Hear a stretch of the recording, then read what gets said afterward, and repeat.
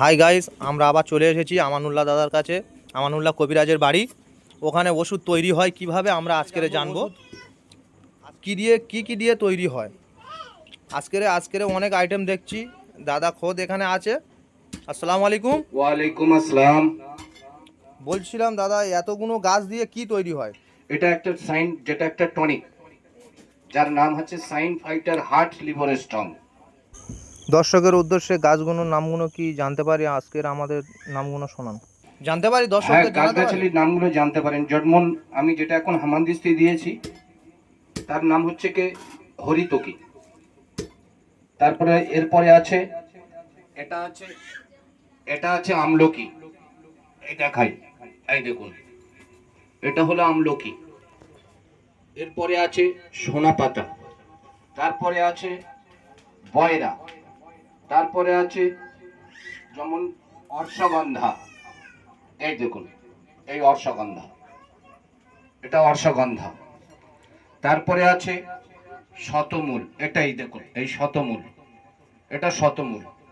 এরপরে আছে আদাসুর, তারপরে আছে বেল, তারপরে আছে লবঙ্গ, তারপরে আছে অনন্তমূল। এটা দেখুন, এই দেখুন অনন্তমূল, এটা দেখাই, এটা হলো অনন্তমূল। তারপরে আছে এটা আছে পুদিনা, এটা আছে পুদিনা। তারপরে আছে ছোট এলাচ, তারপরে আছে জোয়ান, ঝেলো জোয়ান, তারপরে আছে পিপুল, তারপরে আছে এদিকে আছে এটা হচ্ছে কি আপনার, এটা হলো গোলঞ্চ। তারপরে আছে গোলমরিচ, এটা হচ্ছে গোলমরিচ। এটা হলো মেথি, এটা হচ্ছে কালো জিরা, এটা হলো অর্জুন, এটা হলো ব্রাহ্মী। তারপরে আছে আমা হলুদ, তারপরে আছে এটা সুন্দক লবণ, তারপরে আছে বিট লবণ, তারপরে আছে ইরানি লবণ, তারপরে আছে দর্শক, এতগুলো গাছ দিয়ে আমরা জানলাম গাছের নামগুলো আজকের জানলাম, আজকের জানবো। এই এতগুলো গাছ দিয়ে আমরা দাদা ওষুধ বানায়, এতগুলো গাছ দিয়ে ওষুধ বানায়।